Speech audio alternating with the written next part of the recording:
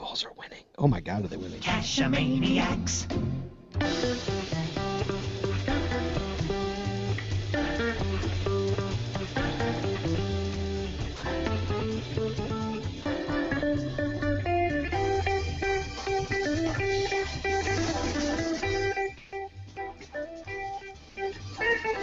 GeoGearHeads. Welcome to an action-packed GeoGearHeads episode. Now, this is going to be a usual show for us because we've got a whole pile of topics of interest tonight to geocachers and other location-based gamers, rather than the single topic we normally cover. So, I'm the bad cop, and with my co-host, Daryl W4, not to mention we've got a couple of special guests for tonight's discussion. Yeah, we're thrilled to have both of these well-known geocachers tonight. We'll start with the gentleman who once won the Geocaching International Film Festival, the geocaching vlogger. Hey everybody, it's good to be here. And of course, my former co-host on the Geocaching Podcast and producer of the Chicago Geocaching Podcast, Scott Burks. Hey guys, always a pleasure to be here. Well, thanks for joining us. Joshua, is that the belt you were holding up? Is your winner of the International Film Festival? Actually, no, this is not the actual championship belt for that. That's in the other room. This is my Intercontinental Geocaching Championship belt that I won a couple of months ago. Of course, and it should be in the trophy room, I should say. But It will be. The awards just keep rolling in for you. I know. I just can't make it stop. Well, one thing we can't make stop is the questions from last week's show. So the one we received this one we received the most responses ever for a weekly question. So Joshua, what did we ask the audience? Because I can't remember honestly. Yes, the question was, on April 25th, 2015, geocaching.com announced a one-year moratorium on what type of geocache?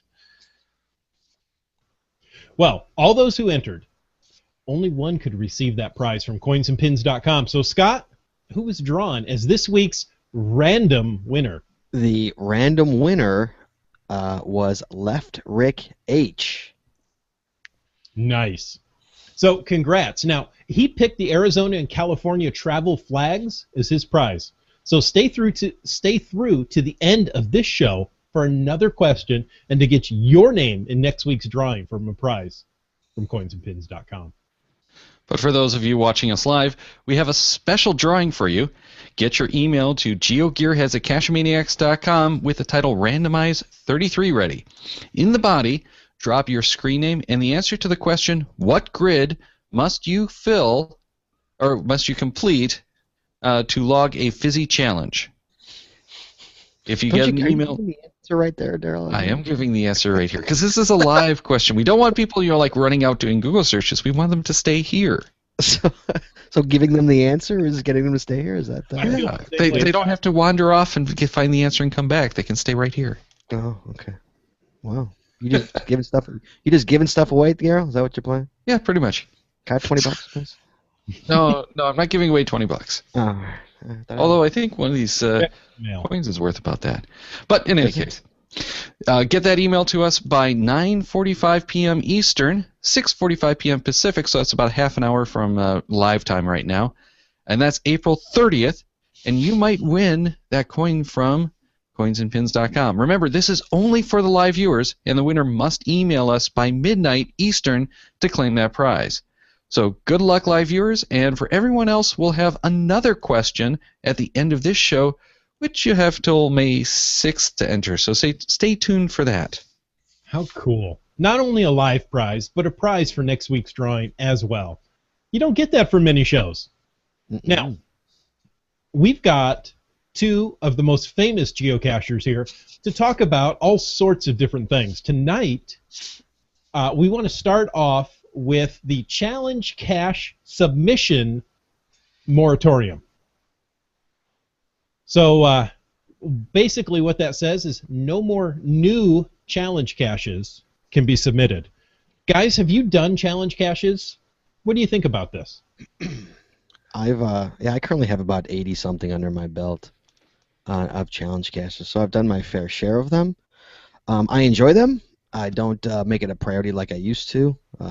It was a priority back in like 2010, 2011, because there was a cache up in Chicago called the Challengers Challenging Challenge, where you have to get over half of Illinois challenge caches in order to log this cache, which now just got a lot easier to log because there's no more caches for years. So and every time one came out, it made it that much harder.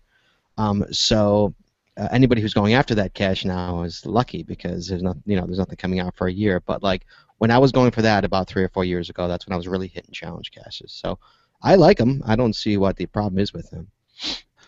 Well, first off, I have to ask if that's the equivalent of the belt that Joshua got. Is that challenge for challenge caches? Yes, I was awarded this for getting 100 caches in one day in 3 different states. So there it is, right here.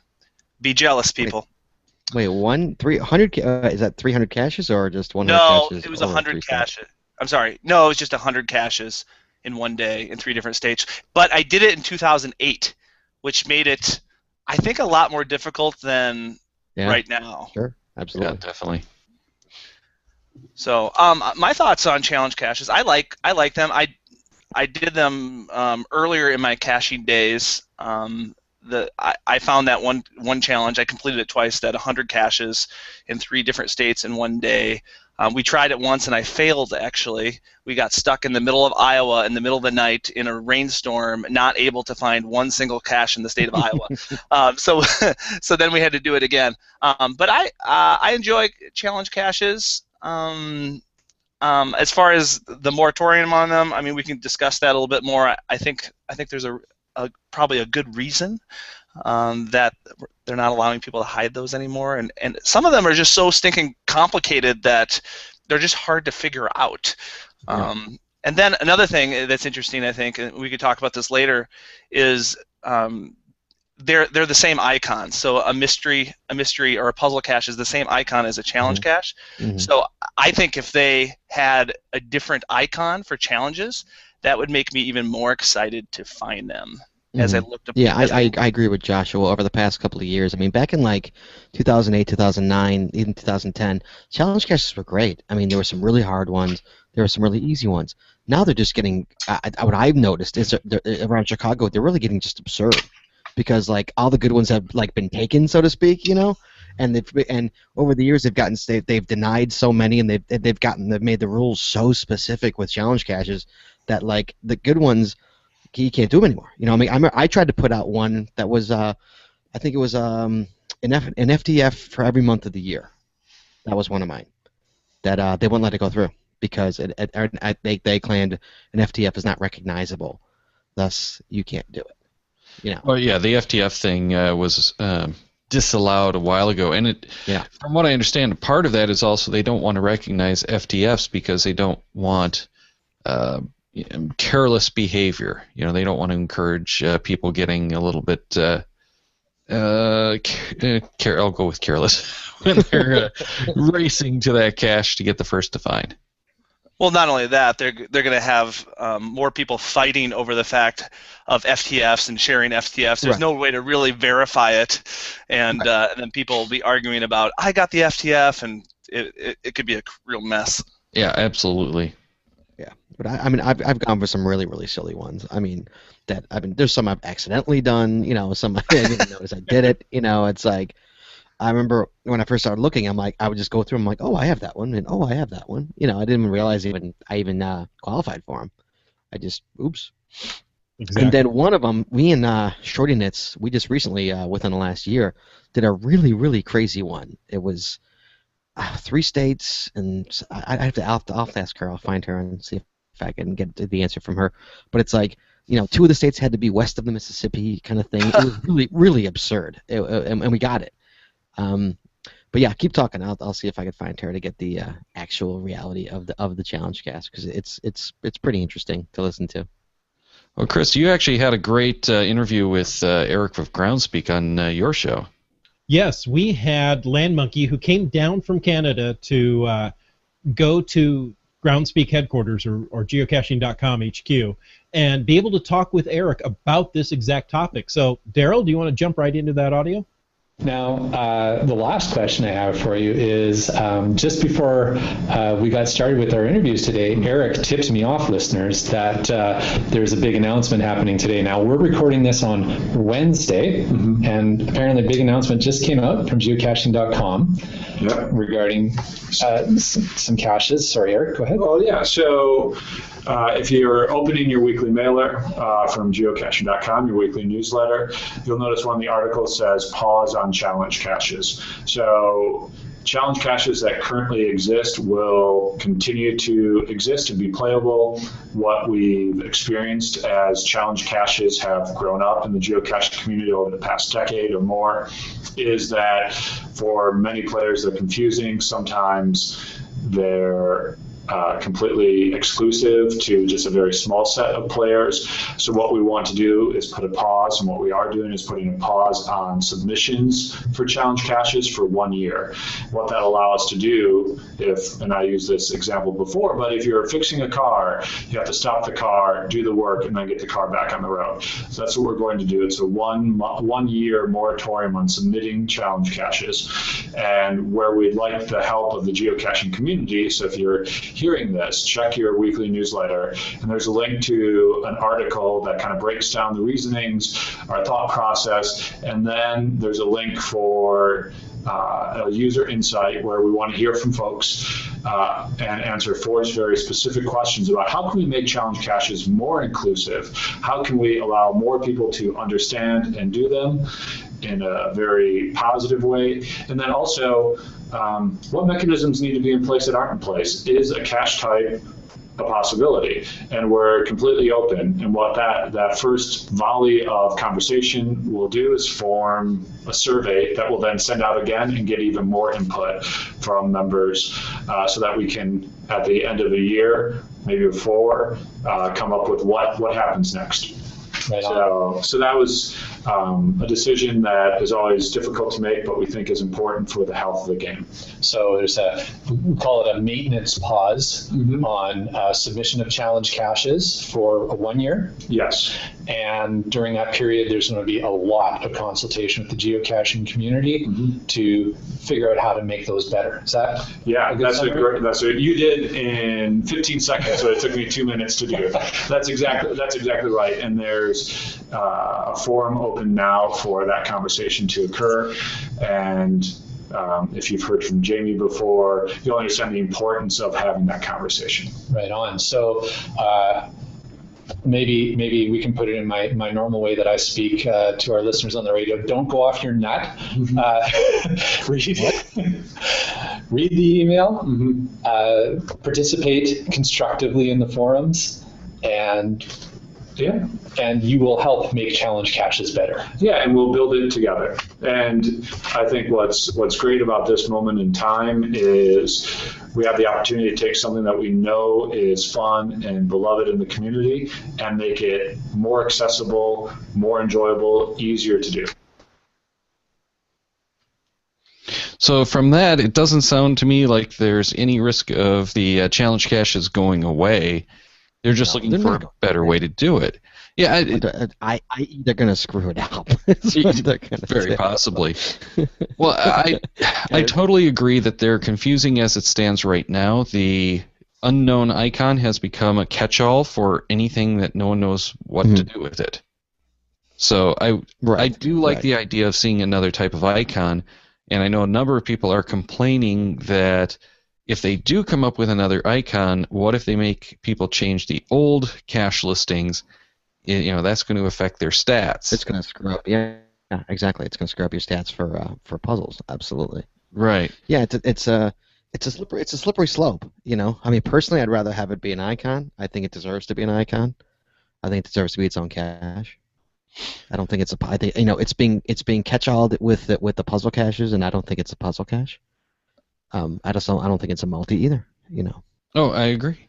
Well, and here's how I'm reading this, and this is just me taking a look at the little bit of information I have.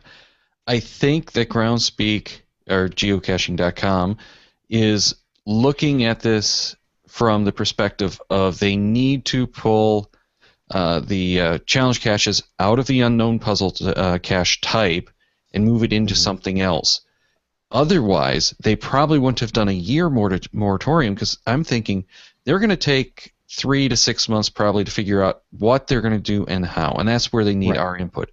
After that, they're going to have to extend the GPX standard to support this new cache type, get all of the third parties on board, GSAC, CacheSense, Geosphere, all of these apps are going to have to know how to handle this new cache type. They can't just drop in the new cache.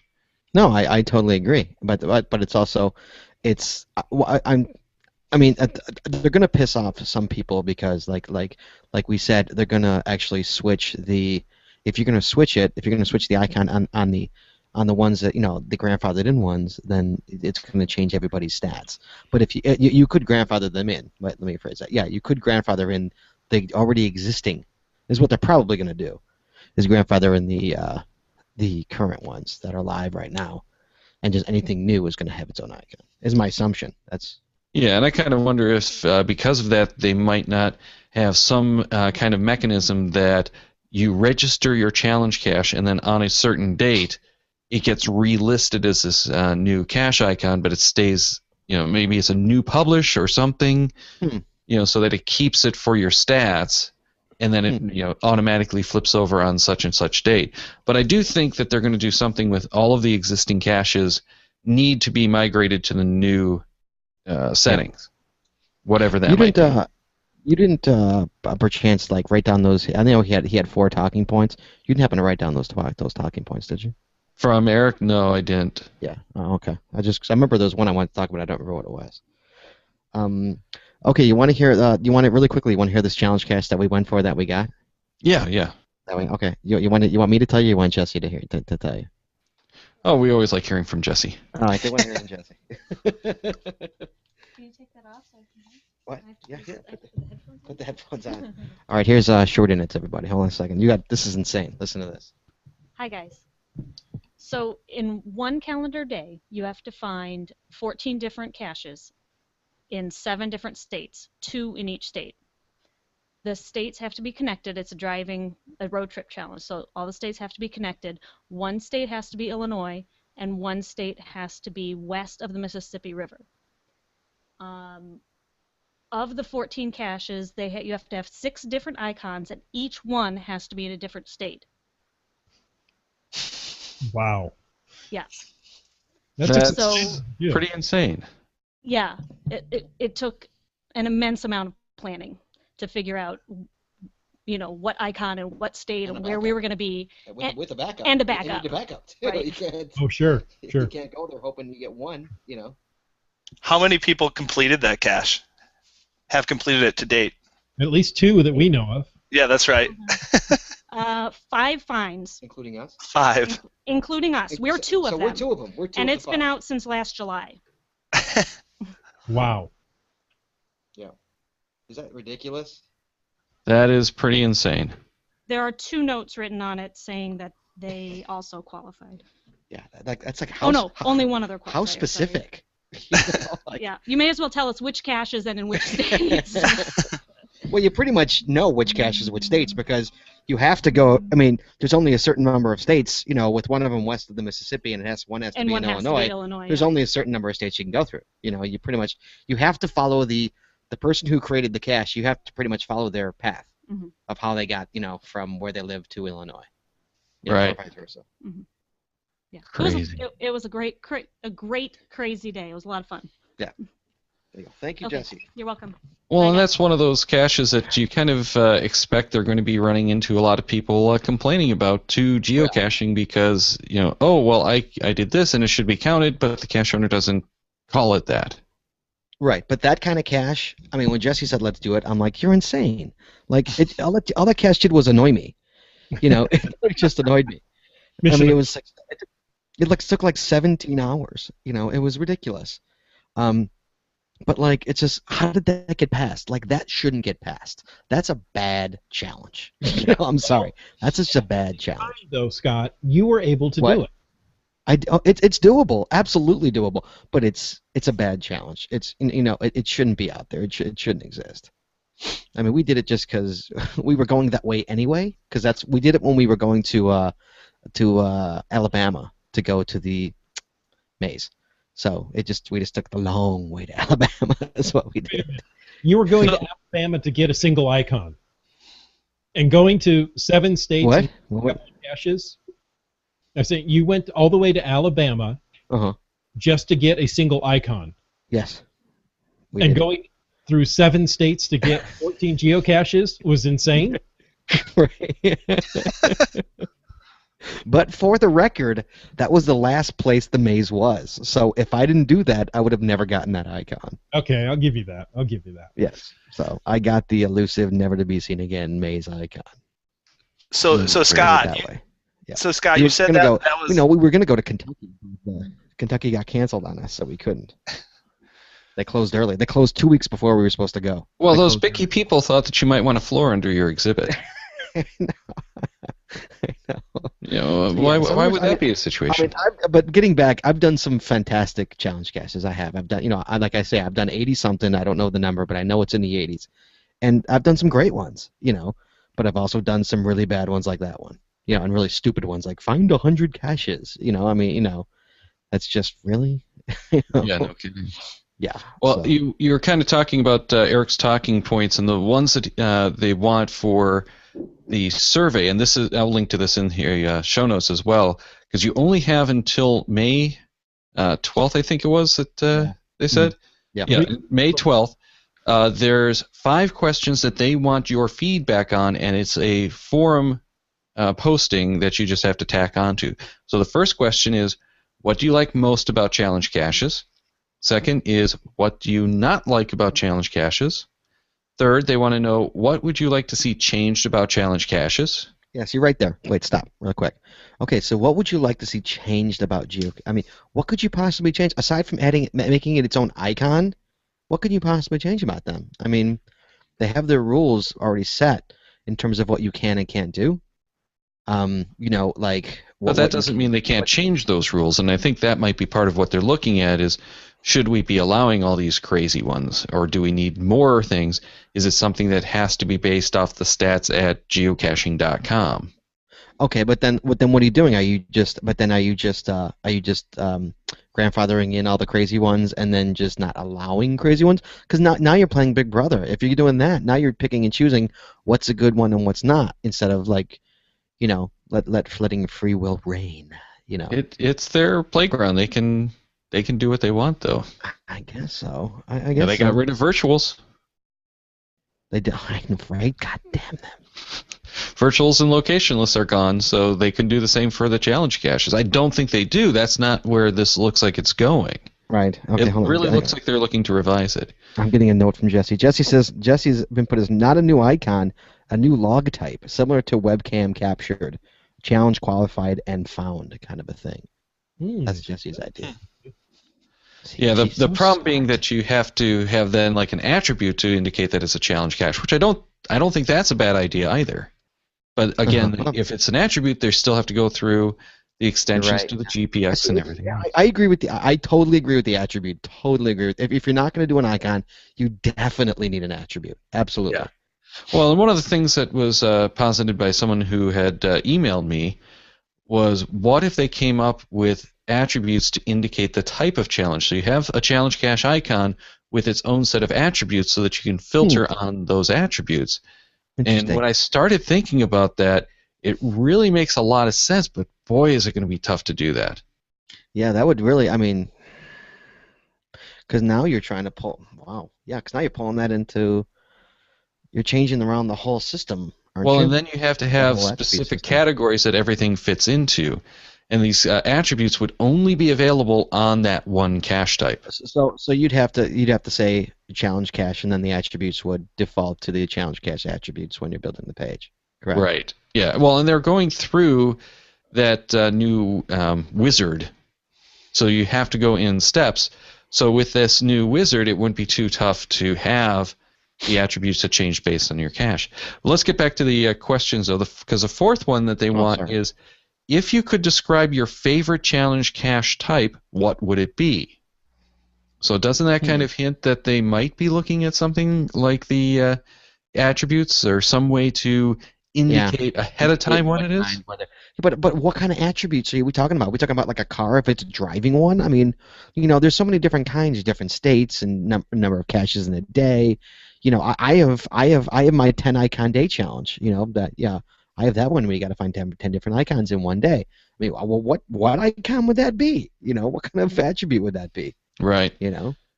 And then the final question, number 5, was what types of challenge caches do you avoid? The stupid ones. Well, that really does seem to me like they're getting into. Caring about what's going on. Well, yeah, can we classify these? I feel like the ones that I tend to avoid the most are the ones that just are so complicated to verify. Right. Just like you look at it, you're like, I'm not even getting this. So, or the ones that are, just ridiculous. Any way you can verify it. Right. I mean, this one we did is completely ridiculous. And when this one came out, people, blew this person apart on Facebook. But it's. I just had a shot. I never thought I'd do it. We just had a shot at it, and so like if you got a shot at it, you go for it, And and that's another thing. Like with any challenge, you don't have to do the challenge. I don't understand why people would get angry because they can't complete a challenge. Obviously, it's possible because you did it, but it's a challenge. It's possible. It's just a pain. Yes.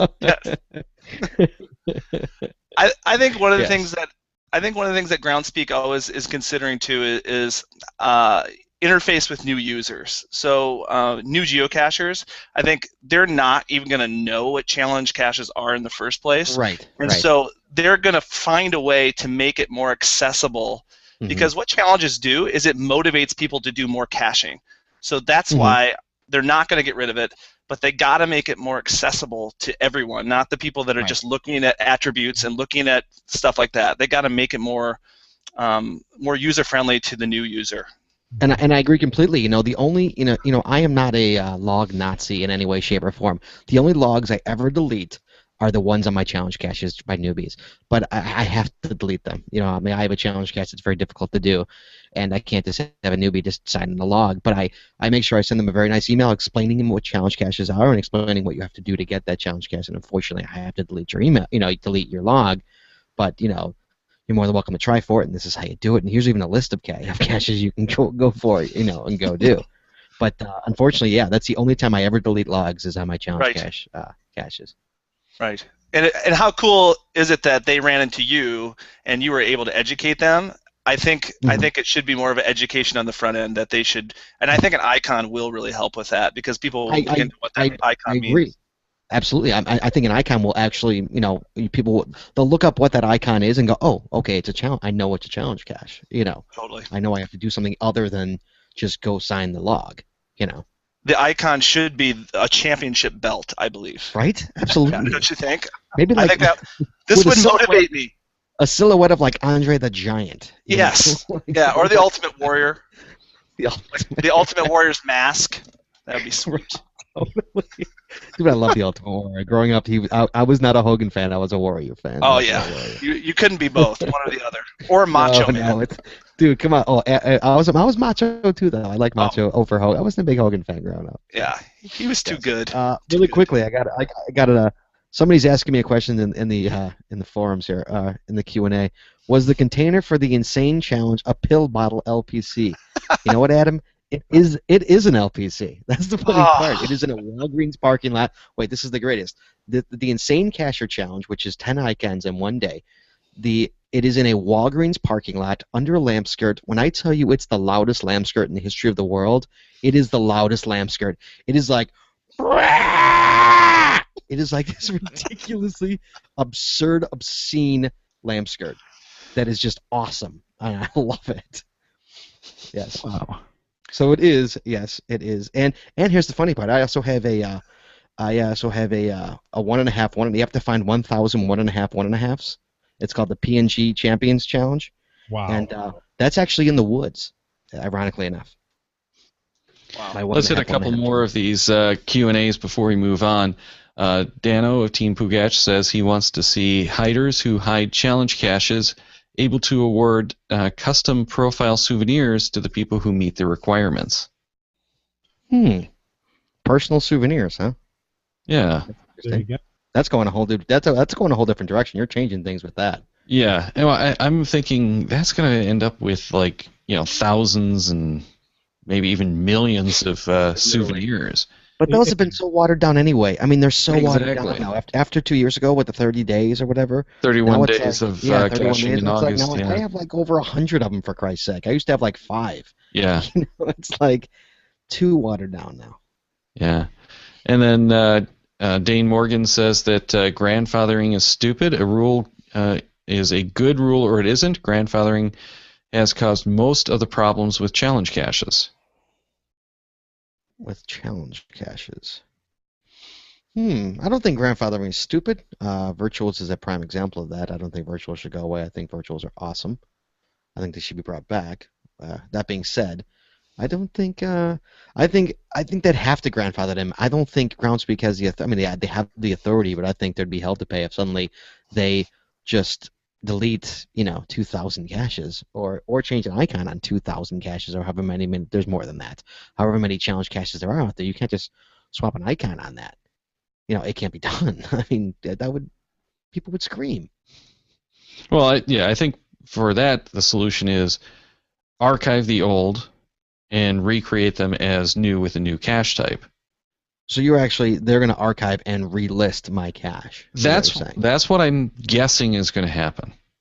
Really? If they come out with a new icon type in order to appease everyone, I think that's what they're going to have to do. So people would have to go re-find my hide, or could they just log it again? Yeah, well, they could probably just go and log it again.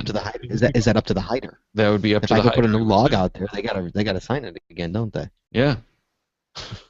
They still qualify for it.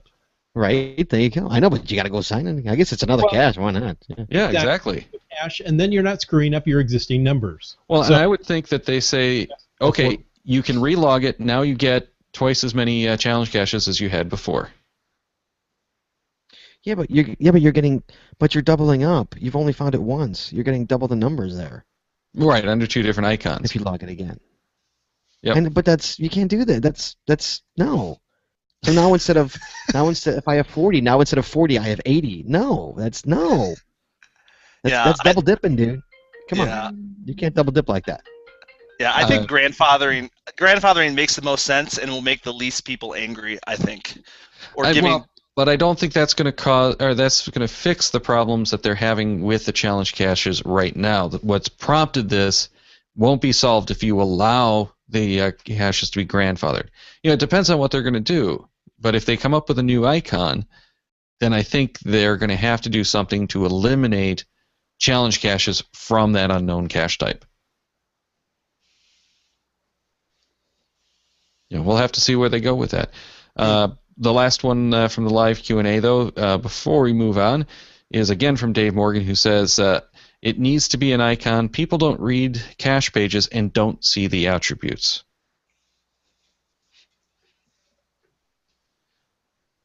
Amen. All right. So, Nighthawk700 had emailed, or actually he pinged me on Google+, noticing that in the GSAC and CacheSense forums, a posting about API tokens expiring after 60 days starting May 18th.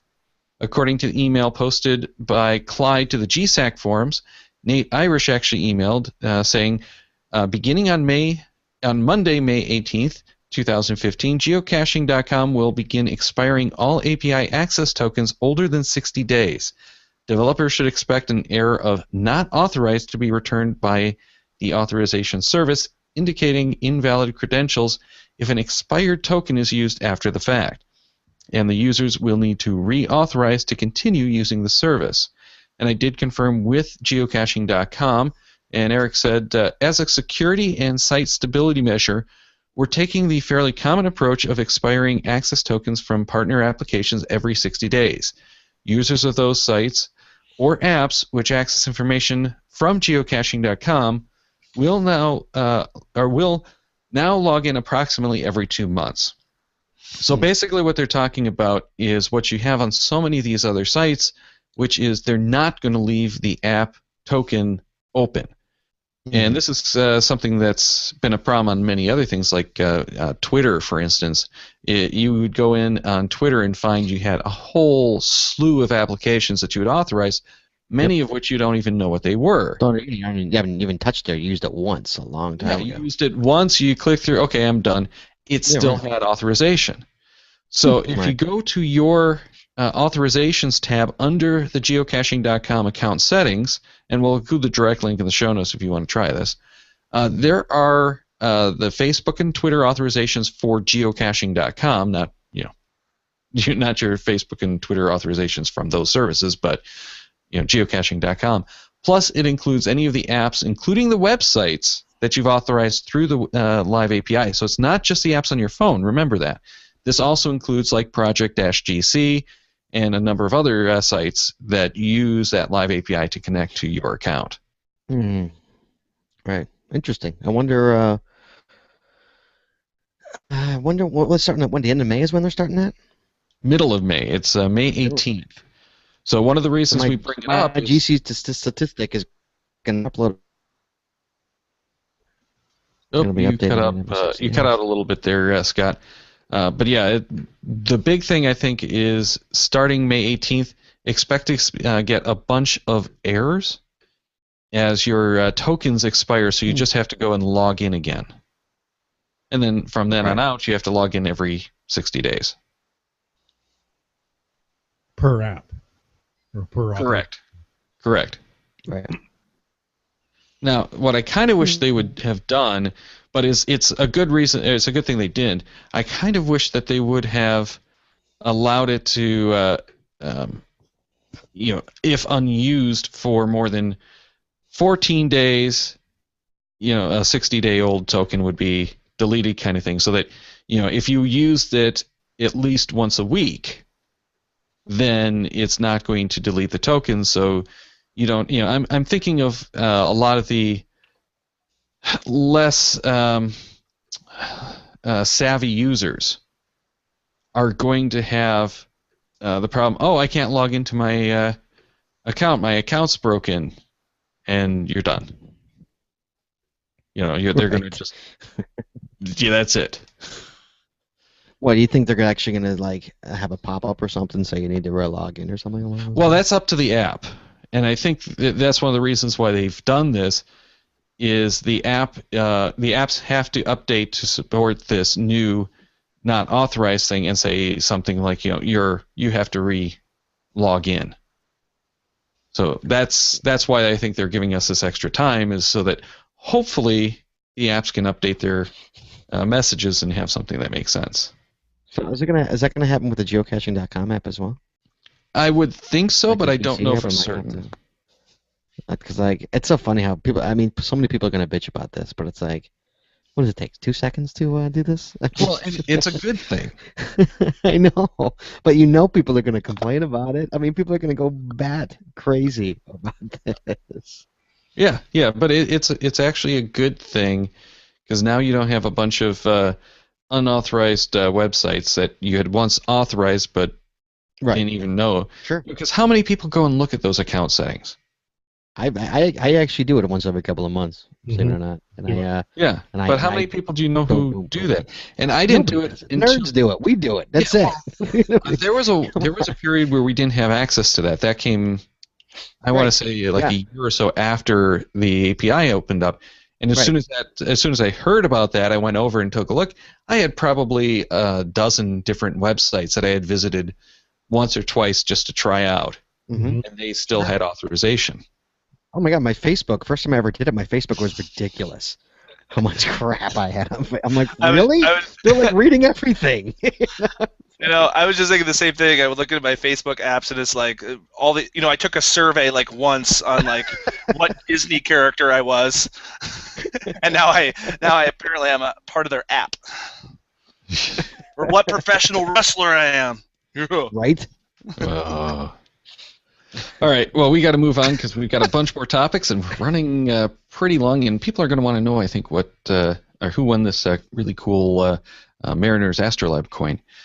So, Chris, you want to start us off with the first of our feedback about kayaking? Sure. This one comes from Lafitte FL.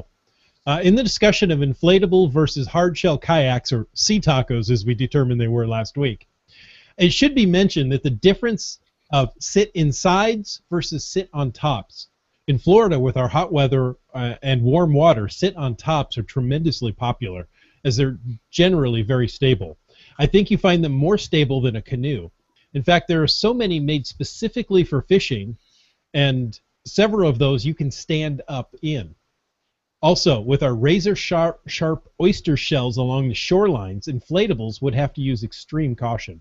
And in the swamps, inflatables are likely to be at a disadvantage in the shallow waters and associated hazards like stumps and logs and sticks just below the surface. With the hard shell... And alligators. And alligators. That's where we came into the whole soft and hard shell taco, because that's what they look like to the alligators. The taco floating by. Ooh, wonder what's in there. Yummy. With the hard shell, you will hear that sickening sound as it scrapes along the bottom, but this may very well spell trouble for the inflatables in this environment.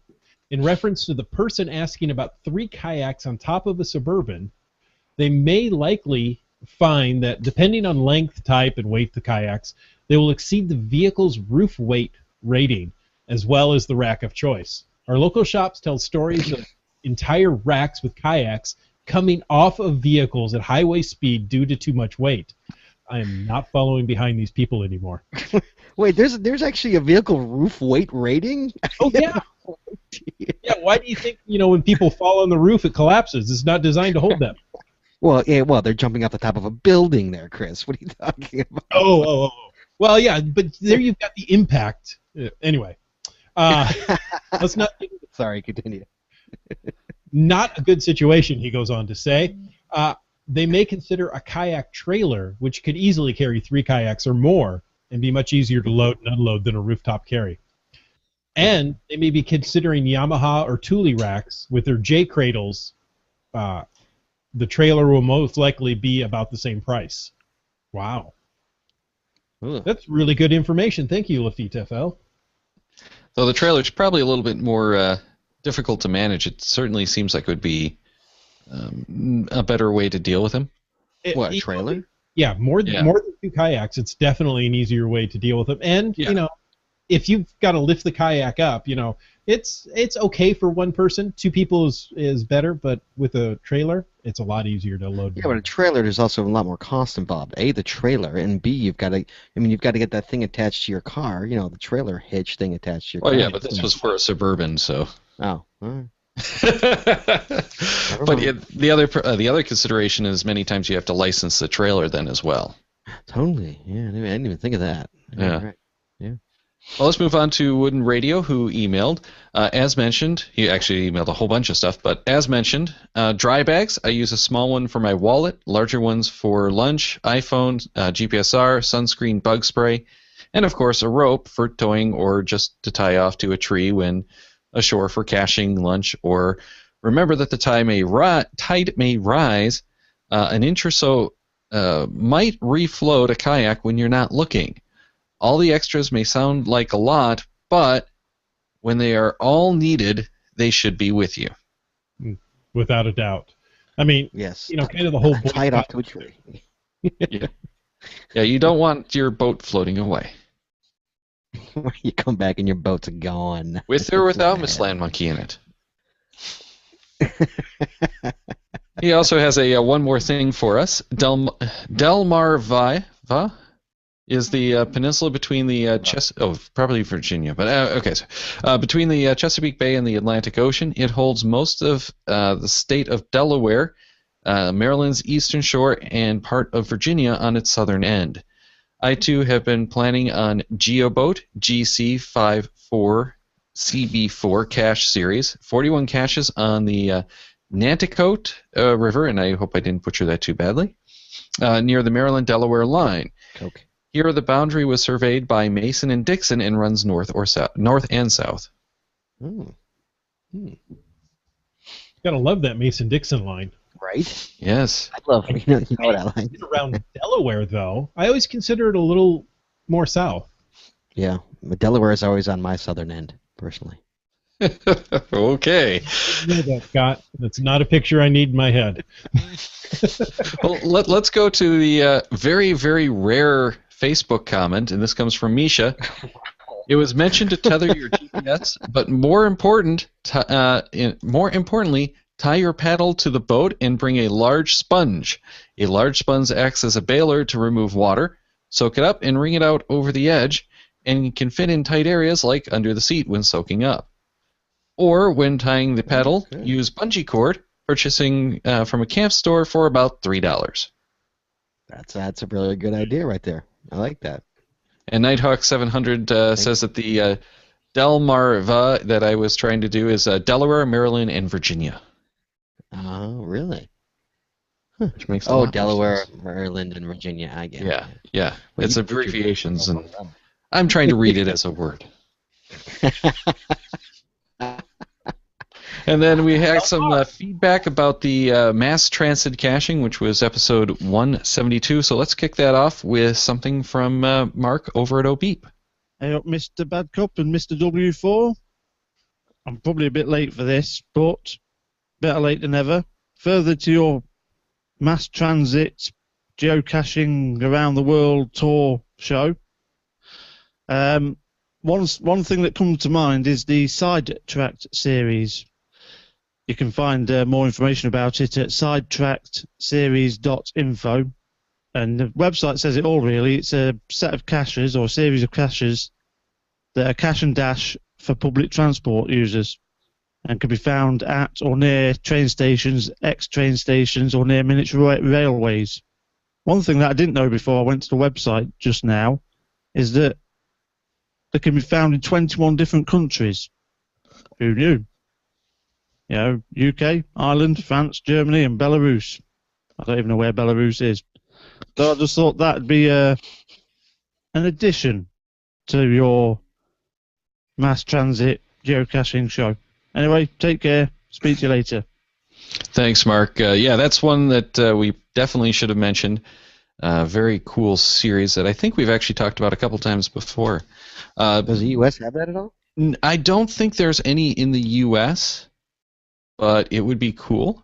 I'm not sure that they'd be allowed in most cases. Certainly not for the mass transit. Well, I shouldn't say certainly. It would be unlikely for the mass transit because of the rule against placing caches near active rail lines.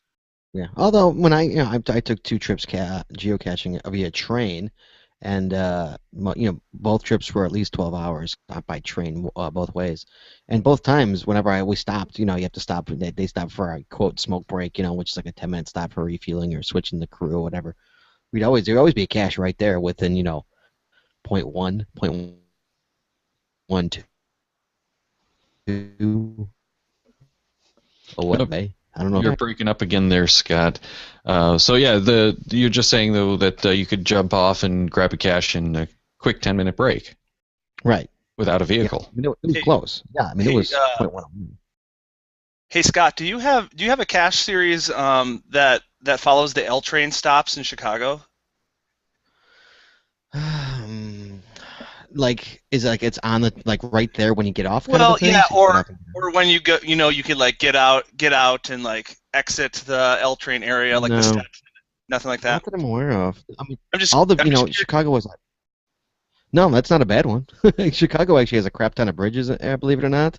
All the bridges in the city have caches on them. There's a bridge series in the city, but there's not I don't know that one. There's not supposed to be caches on bridges. They could be bombs. I know, right? It's just interesting because here in Minneapolis, our light rail train. There's a light rail train series where you literally can get out, and there's nano caches at each stop. So really, I'm wondering how they got away with that. Maybe the light rail train isn't considered a railroad. Nice. So. Well, I mean, even the I wonder if the L train is considered that. I mean, it is a rail, but you're clearly not near the tracks. You're not going to fall in. Right. I mean, you could hit a nano and be back on the train in 2 minutes. Yeah, and you have the But right then, of way. But I there mean, is a consideration of sabotage, and that's part of why that rule exists. right, and it's also too quick. I mean, the L is 20 seconds. I mean, you can't sign a nano in 20 seconds. Well, yeah, that is the problem. You get out, you find the cache, and then you have to wait for the next trade for the next 10 minutes. It does take some time. If it was like a key holder, maybe you got a shot at it. You know, if there's no bag, you know, you got a shot at it. Yes. And you have a stamper. Yeah. The perfect. You could do it like the ET highway, as long as all the containers are the same. Just swap them out. All right, Chris, we got some feedback from Germany. You want to get to that one real quick? Yeah. And I'm going to say it's ULF, or it could be ULF. I don't know. I like ULF. ULF is much better. I'm hoping is what I'm hoping for. They say you missed mentioning caches which are based on mass transit. A good example is 24. That's GC1A GHB, and it's located in Frankfurt, Germany. It's an old cache. No, it's a 5-digit. Sorry, that's old. Oh, it's a 5. Oh, sorry, I thought it was 4. I'm sorry. 1A GHB. It was the first of its kind using real-time puzzle website paired with mass transit to get you to the next stage. 2 teams outside plus 1 team in an office using a special web page made for this cache. The website is used to solve puzzles and to get the information where to go. If you can solve the puzzle within a certain time limit, your train, bus, etc., is away, and you can't find that cache for that day anymore. So you have to wait till the next day. Lots of stress, but lots of fun with the right teams. We have several caches like this in Germany now. Subway Mark, bring your team to Germany. How cool is that? We need to discuss that. Let's discuss that one more time. Can you read it slower, please, and so to make sure we understand what's going on here. It's using a real-time puzzle. There are 2 teams on the outside, plus 1 team in an office or at home in front of a computer, using a special web page made for this cache. The website is used to solve the puzzles and get the information where to go. So you've got somebody solving a puzzle, and I assume that means get on, the A train or bus 132. Right. So you only have a certain amount of time. But you got to do it in a certain amount of time. Because it's on a real-time puzzle website. So if you run out of time, you're done for that day. You've got to try again another day. Okay, the million-dollar question, and this is all I really care about, is the people in the office.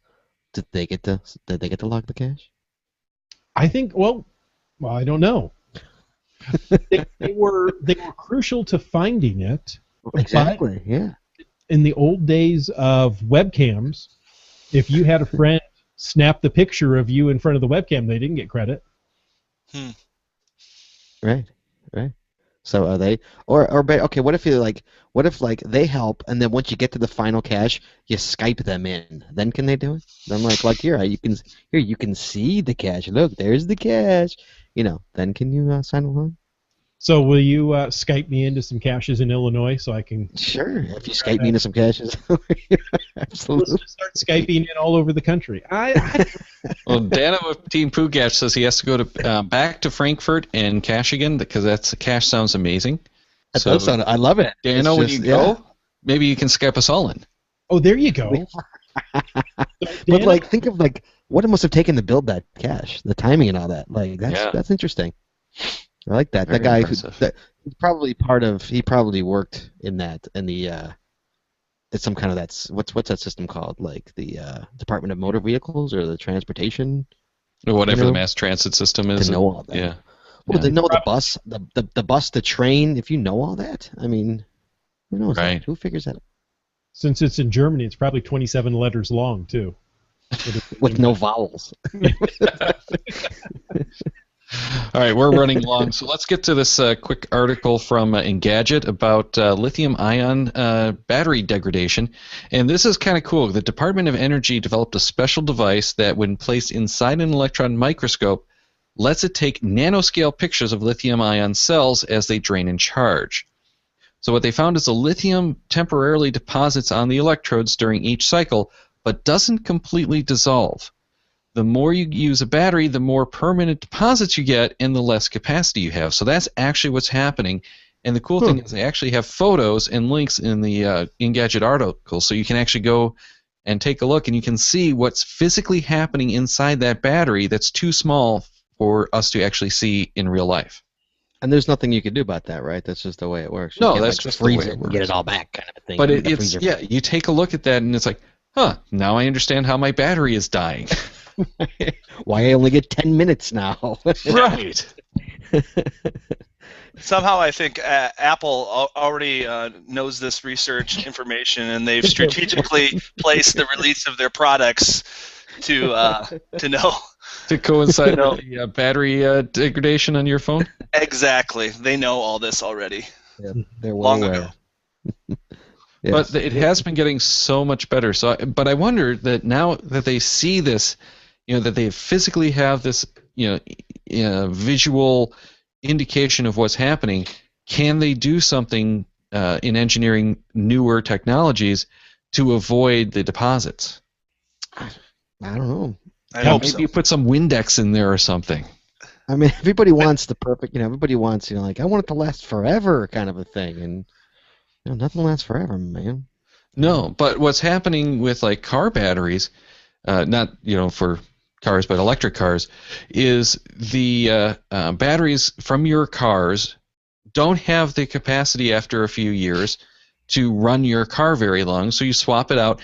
Those cells then go to warehouses that are used as buffers for the power grid. So they're reusing these batteries. So anything they can do to make them last longer means it's less junk that goes into the landfills and has to be reprocessed. And they need a lot more of these batteries. So I'm seeing a lot of potential here. How do you know that, Daryl? Because I listen to a bunch of these other podcasts. Is he like, you're like Darylpedia, man? It's the best. Who knows that? See, I get to actually listen to podcasts at work most of the time. So I have like 8 hours a day that I can, listen. You just learn. Look at you, like input. You're like Johnny Five, input.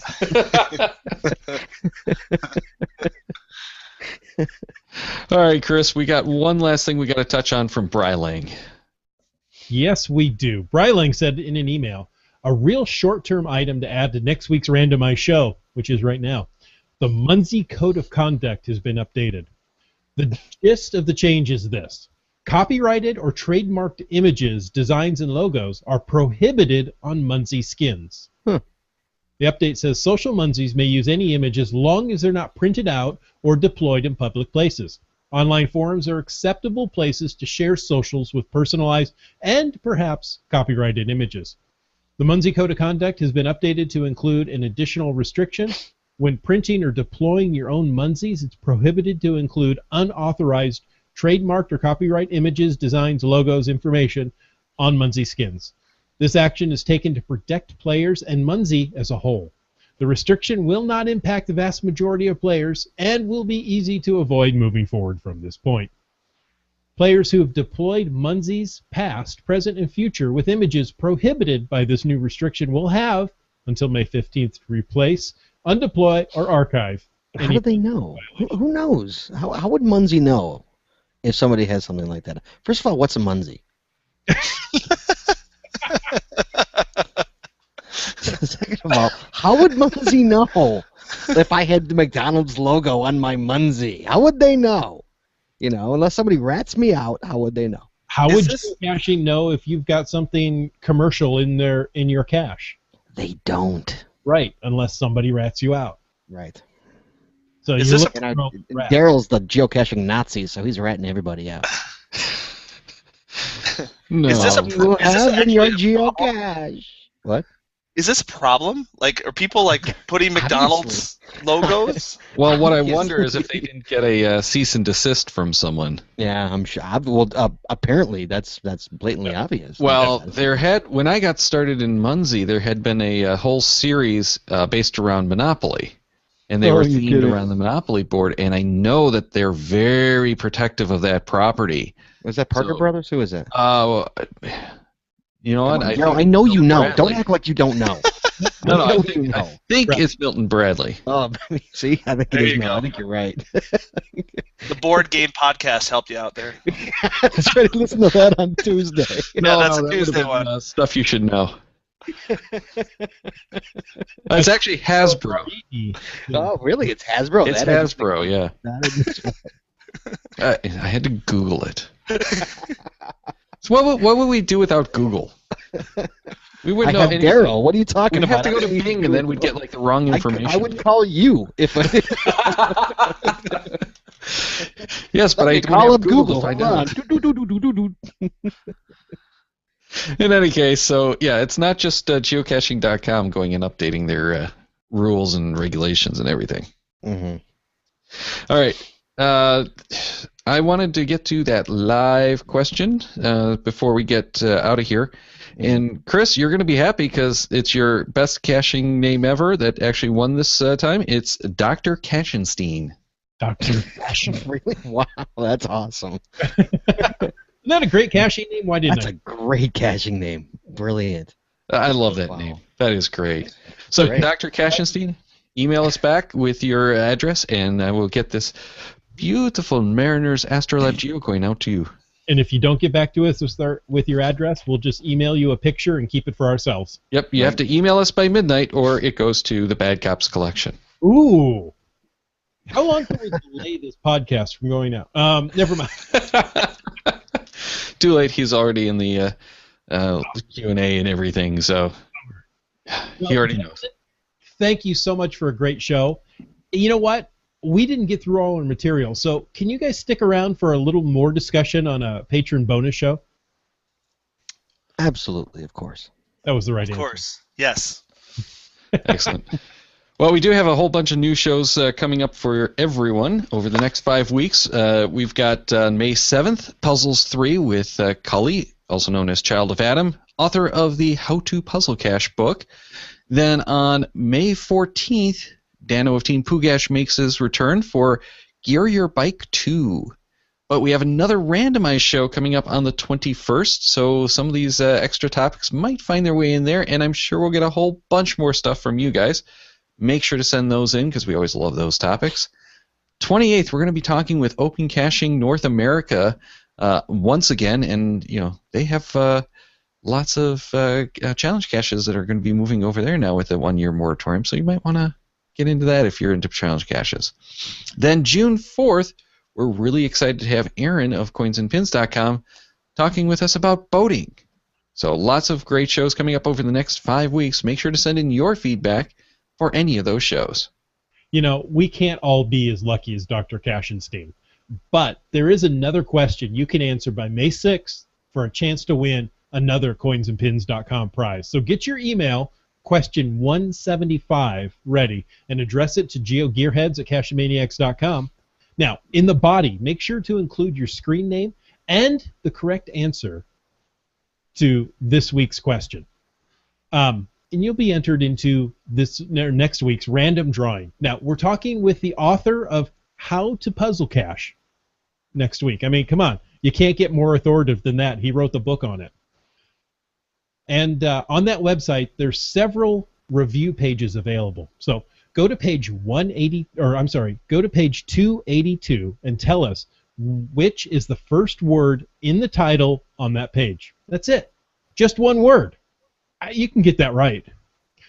Have that word with your screen name in the body of your email titled question 175 to GeoGearHeads at cachemaniacs.com by 6 p.m. Pacific Daylight Time on May 6th. That's 9 p.m. for those in the Eastern Time Zone, but you know they don't matter to us. Oh, wait. Nobody's in the Eastern Time Zone, are they? Nobody Maybe. but us Roman fishies. Central. Okay. Now, if you get all that information to us and your name, you'll be entered into the random drawing from that prize from coinsandpins.com. Check the Cachemaniacs website at cachemaniacs.com for more on the GeoGearHeads, including show notes for this and all of our episodes.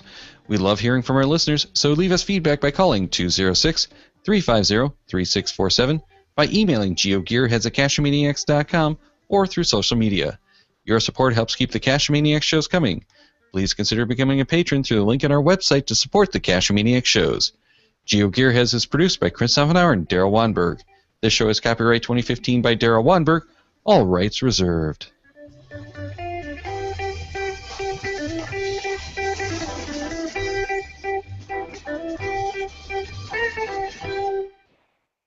Cash with the Cashomaniacs.